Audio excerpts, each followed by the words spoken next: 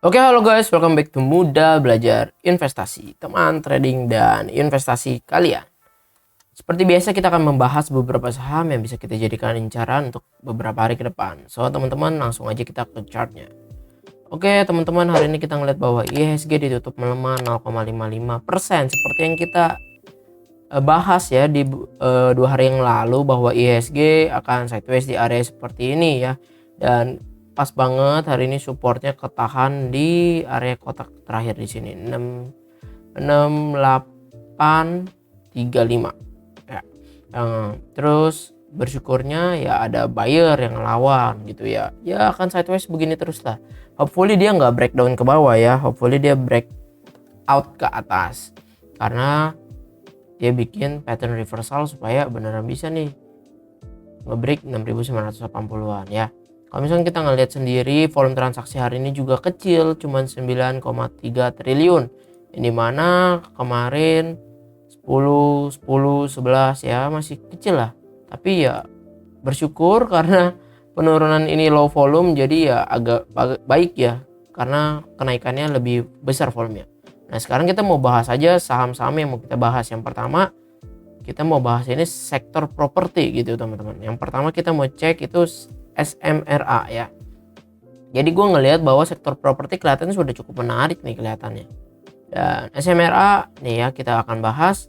Kemarin emang kita sempat bahas dia di 2022 November waktu dia breakout, harusnya teman-teman udah take profit di sini ya kan, dan dia turun lagi jebol ya, harusnya udah take profit. Nah, sekarang gue hapus dulu ininya, gue hapus.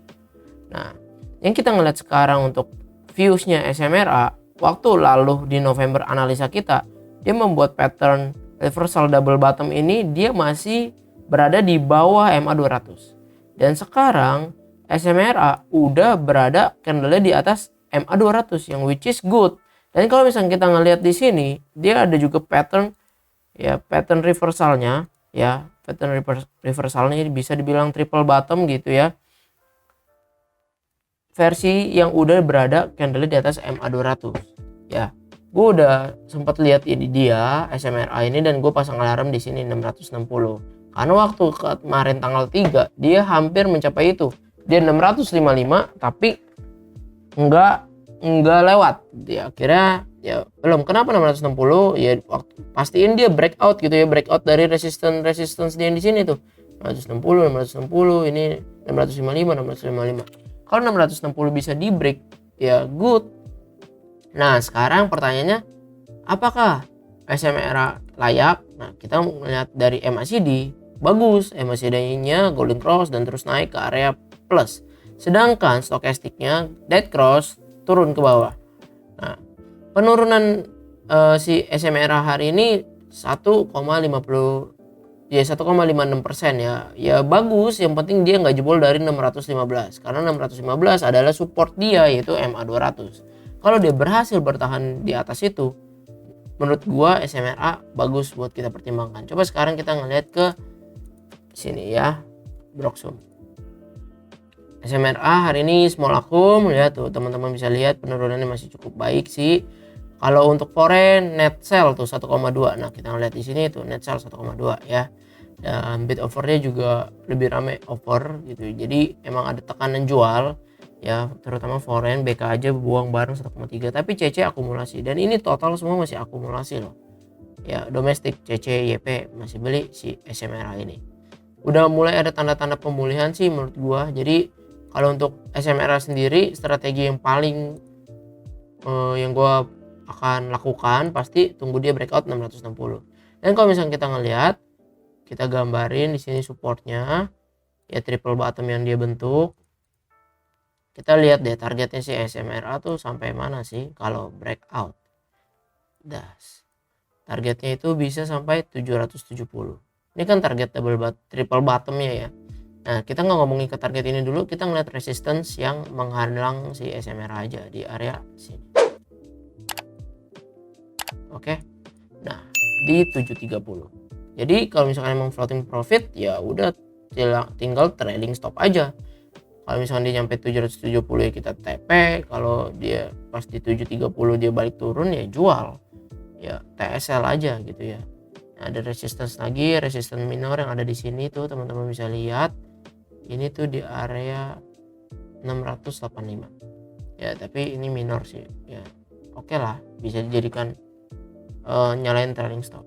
Nah, seperti ini teman-teman untuk SMRA. Nah, bagikan pendapat kalian mengenai Summarecon ini ya. Nah, lanjut ke saham properti berikutnya yaitu CTRA. Ciputra. Oke, Ciputra. Nah, CTRA ini candle-nya juga udah cukup baik karena berada di atas moving average 100, 200 dan 20-nya. Ya, dia ini pengen breakout tapi nanggung-nanggung gitu teman-teman CTRA sendiri. Nah, CTRA ini kelihatan dia tuh sideways. Iya, dia tuh sideways. Bener. Begini aja pergerakannya dari 2021 juga begini aja. Jadi yang investing di CTRA ya nggak bertumbuh nih capital gainnya, ya emang begini aja pergerakannya. Jadi kita bisa ngelihat di sini itu si CTRA sideways aja gitu ya. Nah, sekarang kalau melihat CTRA menarik gak? Menarik, cuman dari pattern gue lebih tertarik SMRA. Nah, tapi dia pas banget, dia udah breakout terus dia pullback sedikit. Nah, menurut gue CTRA boleh nih kalau kita buy on pullback di sini. Jadi kita entry karena dia udah breakout dengan volume gede dan koreksinya low volume, misalkan seperti ini. Kalau emang teman-teman mau yang trade cepet, menurut gua di 1035 udah boleh jual gitu ya. Nah, stop lossnya kalau jebol MA 200 945. Karena MA 200 nya itu 950 gitu ya. Trade cepet ya segini. Tapi kalau misalkan kita ngeliat dari pattern dia, ini good sih karena dia udah kelihatan ada reversal yang dia bikin higher low terus. Tapi ini nggak bisa dikatakan ascending triangle karena ini dia sebetulnya lagi bikin cup and handle lah ya. Tanda pattern reversalnya cup and handle. Coba kita gambarin kayak gini lah ya. Nah, targetnya kenaikannya si CTRA kita ambil dari bottom terbawah dari pattern ini, kita tarik di 1150 nih di sini ya. Atau kita bisa trailing stop di 1090. Tercepet di 1035. Kalau berani emang hold lama 1090 menurut gue CTRA masih berpotensi. Kalau kita lihat MACD good ya, golden cross masuk area plus, stokastik tapi jenuh beli. Jadi dia kayak bolehlah turun dulu ya, silakan gitu ya. Tapi ini dia pullback udah cukup baik sih. Ya, terserah teman-teman. Ini disclaimer on ya, lagi-lagi ini cuma analisa. Nah, teman-teman wajib research lagi. Nah, itu CTRA. Bagikan pendapat kalian juga ya.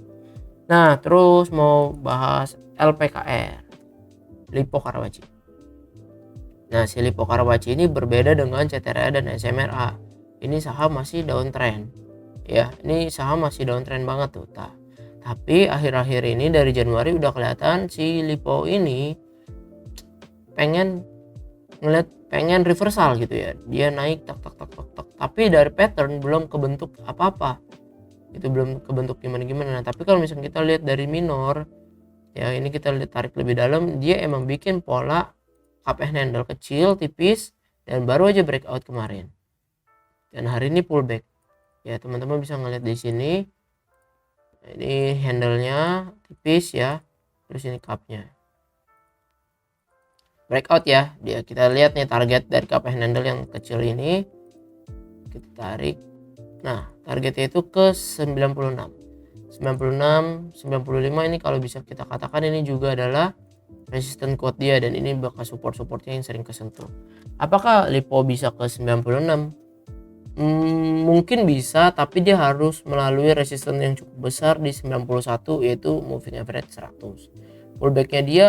Sayangnya pullbacknya dia ini volumenya gede. Jadi kalau gue pribadi untuk LPKR belum dulu untuk entry. MACD emang bagus ke arah plus, tapi stokastiknya udah di area jenuh beli, pengen turun. Dan ini sebetulnya yang jadi masalah adalah risk and rewardnya nggak terlalu menarik menurut gua, karena di depannya dihadang dengan moving average 100 di 91, dan hari ini dia candlenya jelek, shooting star, mohawknya panjang nih, shadownya dari 90 ke 95, artinya seller masih lebih kuat lah ya, seperti itu. Nah, tapi bagikan pendapat kalian untuk LPKR ya. Nah, kita melihat coba LPKR di big distribusi. ya. Untuk foreign distribusinya emang kecil 126 juta doang, tapi semuanya dia big distribusi ya. Menurut kalian LPKR gimana? Nah, kita belum ngeliat CTRA tadi. Nah, CTRA ini foreign beli 3,1 miliar gitu ya, dan small akum kelihatan foreign akumulasi terus beberapa hari ya. Tuh, dari tanggal 25 Januari masih terus akumulasi. Apakah CTRA menarik? Ya, LPKR bagaimana menurut kalian? Ya, seperti itu. Nah, lanjut ke saham berikutnya, itu BSDE ya, properti BSD.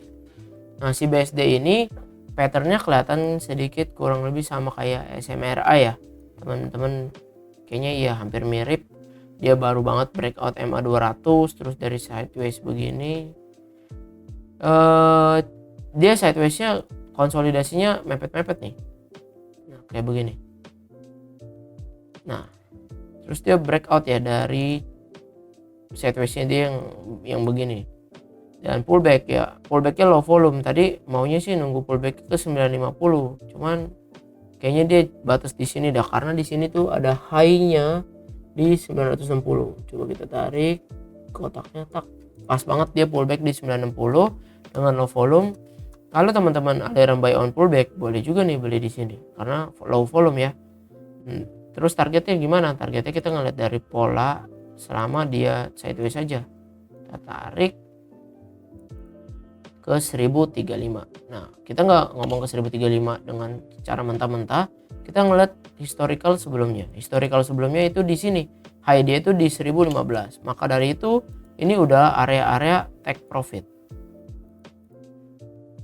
Ini udah pasti masuk area-area take profit. Kalau kita buy on pullback gitu ya di sini, targetnya upside-nya ya 5%. Stop loss-nya ya kalau emang teman-teman emang mau mepet banget gitu ya 945 boleh stop loss. Tapi kalau emang range stop loss kalian lebih lebar, menurut gua stop loss under 915 lebih bijak ya. Jadi risk and rewardnya 1:1. Coba kita lihat BSDE nih, sekalian Broxum dan average-nya. Nah, big akum foreign hari ini juga beli cuma 639 juta, tapi kemarinnya dia akumulasi cukup besar tuh 5 miliar. Nah, untuk average-nya mereka beli di 967. Kalau misalnya kita ngelihat 3 hari sebelumnya dari foreign, berarti tanggal 2 average-nya sama 973, 967 ya. Jadi untuk BSDE kalau besok kita dikasih dapat 960, 965, itu kita lebih murah daripada mereka foreign yang akumulasi. Ya, menurut kalian BSDE menarik gak? Ya, bagi kamu pendapat kalian ya. Dari stokastik, MACD emang menarik banget, breakout sambil masuk ke area plus. Tapi stokastik turun dulu harusnya karena udah berada di area jenuh beli. Ya, hopefully dia besok turun ke 960, kita boleh dapetin itu ya. Stop loss di bawah 915. Nah, teman-teman, sekian analisa saham kita kali ini. Bagikan pendapat kalian di kolom komentar, mana yang paling menarik dari saham-saham properti ini, supaya kita bisa diskusi bareng. Dan jangan lupa kalau suka boleh like dan di share dan di subscribe. Thank you semuanya, see you in the next video, bye bye.